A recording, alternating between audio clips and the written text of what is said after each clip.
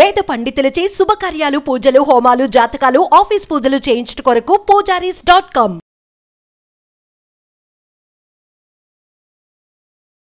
నమస్కారం, నేను మీ జాహ్నవి. మనతో ఉన్నారు సూర్యోపాసకులు Sun Spiritual Society founder Vikramaditya గురువు గారు. మాట్లాడదాం. నమస్కారం గురుగారు. సూర్యోస్మితలు గురుగారు, శ్రీకృష్ణ జన్మాష్టమి సోమవారం వచ్చింది కదా, సో అసలు ఆ రోజు మనం ఆచరించవలసిన విధి విధానాలు ఏమిటి?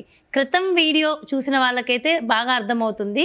భాను సప్తమి నుంచి 7 రోజులు మీరు దీక్ష చెప్పారు.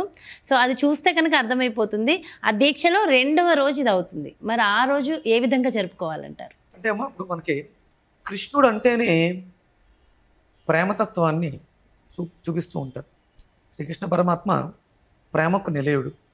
మనకు ఆయన వర్ణం రంగులలో ఏ వర్ణం అమ్మా? నలుపు వర్ణం. అంటే మనకి నల్లనయ్య. అంటే నిగూఢంగా ఉన్నటువంటి ప్రేమతత్వం అది. మనకి ఇది శ్రావణ మాసం.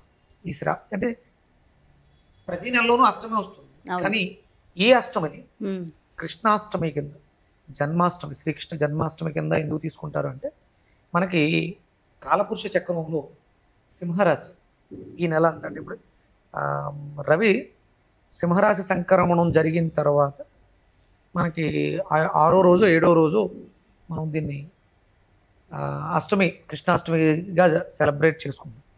అలాగే అంటే నా వెజిటబుల్ థెరపీలో ఈ నెలని ప్రేమకి, విద్యకి, సంతానానికి మనము అనుకూలంగా, అంటే మనకి ప్రతికూల పరిస్థితుల్లోంచి అందులోంచి బయటకు రావడానికి వాడుకోవడం జరుగుతుంది. అంటే ఎవరైతే సంతానం లేని వాళ్ళు సంతాన గోపాల స్తోత్రం అని మంత్రం కింద చదువుతారు.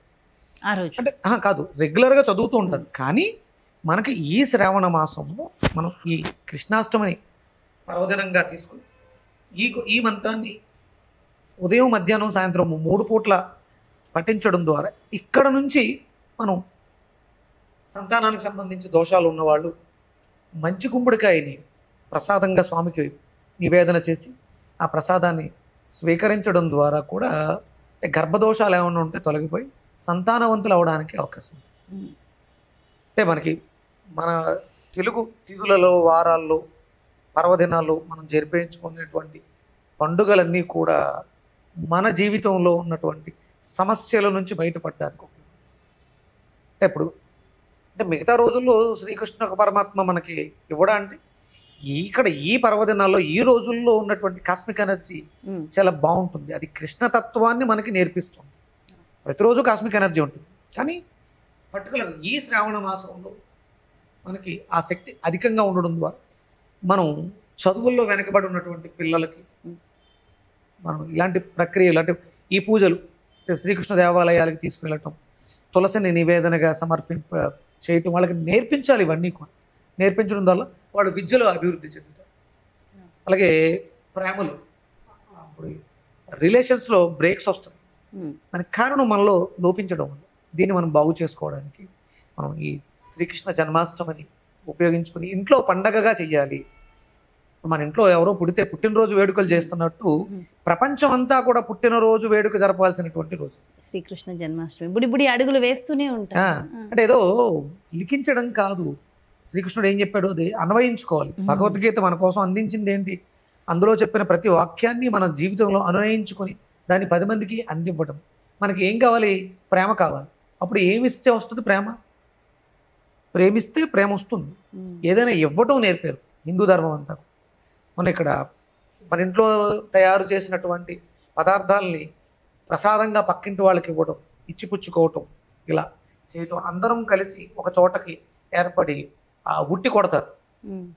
ఇవన్నీ అంటే ఐకమత్యాన్ని సూచిస్తూ ఉంటాయి, ఆనందోత్సాహాలని సూచిస్తూ ఉంటాయి. మనం ఇప్పుడు 2వ రోజు దీక్షగా తీసుకున్నాం, సూర్య దీక్ష తీసుకున్నారు. మొదటి రోజు సప్తమి తిథి, 2వ రోజుకి వచ్చింది. ఆ స్వామి శ్రీకృష్ణ పరమాత్మ చెప్పాడు, శక్తి అంతా కూడా సూర్యమండలం ఉంది, సూర్యుని ధ్యానించండి అని. దీక్షలో 2వ రోజుగా ఉన్నాం. ఆ కృష్ణుడి యొక్క అనుగ్రహం పరిపూర్ణంగా అందరిలోనూ కలగాలని మంచి గుమ్మడికాయ ప్రసాదాన్ని బెల్లంతో నివేదన చేసి స్వామివారికి మెత్తగా, అంటే దాంతో చేసిన స్వీట్ మంచి గుమ్మడికాయ స్వీట్ స్వామివారికి నివేదన చేసి, అలాగే సాయంత్రం వెండి గ్లాసులో పాలని నివేదన చేసి ఆ పాలని తీర్థంగా, ప్రసాదంగా తీసుకోవడం ద్వారా మనకి అంటే చంద్రుడు పాడైనప్పుడు మానసికమైనటువంటి సమస్యలు ఇవి తగ్గడానికి అవకాశం ఉంది. అందులో అది సోమవారం కూడా వచ్చింది కాబట్టి ఇంకా చంద్రుడు బాగా శక్తివంతంగా ఉంటుంది. ఆ రోజు జపించవలసిన మంత్రం ఏమిటి గురుగారు? మీకు సంతాన గోపాల మంత్రం ఉంటుంది, ఆ మంత్రాన్ని పఠించడం ద్వారా జపించడం వల్ల శ్రీకృష్ణ పరమాత్మ అనుగ్రహం ఉంటుంది.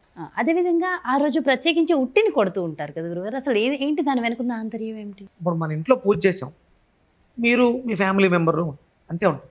ఇది అంటే శ్రీకృష్ణుడు జన్మ తీసుకున్నాడు, కృష్ణ పరమాత్మ శ్రీమన్నారాయణుడు జన్మ తీసుకున్నాడు. మన జీవితాల్లో అంటే అంధకారం, రాక్షస సంహారం జరుగుతుంది, మనలో ఉన్నటువంటి అరిషడ్ వర్గాల్ని జయించడానికి. అలాంటి శక్తివంతుడు రాబోతున్నాడు అనే ఆనందాన్ని అందరం కలిసి, అందులో మీకు వసంతం కింకినీళ్ళు ఉంటాయి, రంగు నీళ్ళు, ఆనందంగా సాధించాలి అంటే ఇప్పుడు దగ్గరికి వెళ్ళినప్పుడు పైకి లాగేస్తూ ఉంటారు. అందులో మళ్ళీ మనం మురళితో కొడతారు, శ్రీకృష్ణుడు శ్రీకృష్ణుడిగా అలంకరించి ఉట్టి కొట్టడం అంటారు కదా. ఇది అంటే మనలో ఉన్నటువంటి శక్తి సామర్థ్యాలని, నిగూఢంగా ఉన్నటువంటి శక్తి సామర్థ్యాలు. అష్టమి తిథి డార్క్నెస్, అకల్ట్ సైన్స్ అంటారు, చీకట్లో ఉన్నదాన్ని సాధించాలి. మనకి సిద్ధులు కూడా అష్టసిద్ధులు ఉంటాయి. ఏంటవి? అనిమ, లగిమ, మహిమ, ప్రాకామ్య, ఇలా అష్టసిద్ధులు ఉంటాయి కదా. అంటే శ్రీకృష్ణ తత్వం ఏం చెప్తుందంటే మనలో నిగూఢంగా ఉన్నటువంటి ఆ అష్టసిద్ధులని, శక్తులని వెలికి తీయడం గురించి పట్టుదల. దగ్గరికి వెళ్ళినప్పుడు పైకి లాగేస్తారు, అంటే ఎగిరి దాన్ని ఎలాగైనా సాధించాలి. తెలివితేటలతో, బలం కాదు, లేకపోతే హైట్ కాదు ముఖ్యం, తెలివితేటలో, చాకచక్యంతో.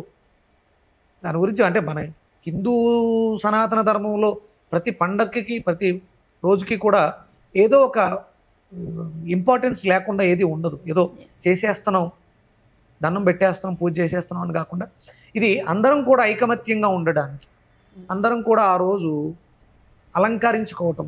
మనకి హిందూ ధర్మ, సనాతన ధర్మం ప్రకారం వస్త్రధారణలో పట్టుబట్టలు, గోపికల అంటే అందరిలోనూ నిద్రావస్థలో ఉన్నటువంటి శ్రీకృష్ణ పరమాత్మ. అంటే శ్రీకృష్ణ పరమాత్మ అంటే ఏదో వ్యంగ్యంగా ఇప్పుడు చేస్తున్నటువంటి దురాచారాలు కాదు, మానసికమైనటువంటి ఆనందం. వాళ్ళు ఉన్న వాళ్ళందరూ కూడా మన వాళ్ళే. ఆ ప్రేమని పంచడం కోసం చూపిస్తున్నారు. ఇప్పుడు అంత కర్కసత్వం, చాలా చిన్నపిల్లల మీద కూడా విపరీతమైనటువంటి దాడులు జరుగుతున్నాయి. ఇప్పుడు ఏదో అంటే ఇప్పుడు అందరూ మనకు పరిచయస్తులే, మనం గుర్తించడానికి అవకాశం ఉంటుంది. అందరం కూడా ఏకమవుతాం. తెలియని వ్యక్తి వచ్చి దారుణాలు చేస్తున్నారు.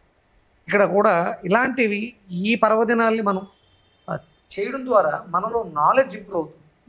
మనం మన చుట్టుపక్కల ఉన్న వాళ్ళు ఎలాంటి వాళ్ళు గుర్తించడానికి మనం జాగ్రత్త పడడానికి కూడా ఈ అష్టమి అంటే మామూలుగానే అష్టమికి ఉన్నటువంటిది డార్క్నెస్, చీకట్లను తొలగించుకుని బయటికి రావడం కోసం, ఆనందంగా జీవితాన్ని గడపడం కోసం శ్రీకృష్ణుడు మనకు అద్భుతమైనటువంటి జ్ఞానాన్ని నెమలిపించు, మనకి జ్ఞానాన్ని నేర్పిస్తూ ఉంటుంది.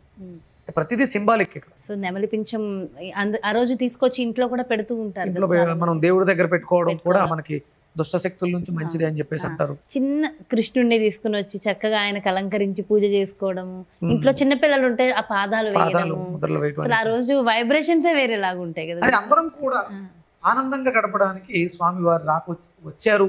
మన జీవితాల్లో ఆనందం. సాయంకాలం విశేషంగా చేసుకుంటూ ఉంటామా? ఉదయమా? సాయంత్రం. ఉదయం మామూలుగా దీపారాధన అవి పూజలు అవి చేసేసి పిల్లల్ని అలంకరించి ఆనందంగా చేసేసుకుంటాం. ఈ ఉట్టి కొట్టడం ఇవన్నీ కూడా సాయంత్రం సెలబ్రేట్ చేసుకుంటూ ఉంటాం. అంటే చంద్రోదయం అవుతుంది కదా, ఆ చంద్రుడికి నూలుపోగులాగా మనం ఆ చంద్రకాంతిలో ఆనందాన్ని బాగుంటుంది. చాలా బాగుంటుంది. చాలా విశేషమైన రోజు, అద్భుతంగా వివరించారు, మంచి విషయ పరిజ్ఞానాన్ని ఇచ్చారు గురుగారు. Thank you so much. Suryasmita. చూసారు కదండి, మరి ఇది శ్రీకృష్ణ జన్మాష్టమి. అంటే ఇంతకు ముందు వీడియో చూసిన వాళ్ళకి చాలా మందికి ఇంకా అవగాహన ఉంటుంది. గురువు గారు 7 రోజుల దీక్ష గురించి చెప్పారు. భానుసప్తమి నుంచి 7 రోజుల దీక్ష, అందులో 2వ రోజు శ్రీకృష్ణ జన్మాష్టమి. ఒకవేళ ఆ దీక్ష ఎవరైనా చేస్తున్నట్లయితే మరి శ్రీకృష్ణ జన్మాష్టమిని ఎలా చేసుకోవాలి, ఒకవేళ చేయని వాళ్ళు కూడా ఆ రోజు ఏ విధంగా జరుపుకోవడం వల్ల మరింత మంచి ఫలితం, మరింత ఆనందం మన జీవితంలో వస్తుందనేది గురువుగారు చక్కగా డీటెయిల్గా ఎక్స్ప్లెయిన్ చేశారు కదా. మరో ప్రత్యేకమైన కార్యక్రమంతో మళ్ళీ మీ ముందుకు వచ్చేస్తాను. నమస్తే.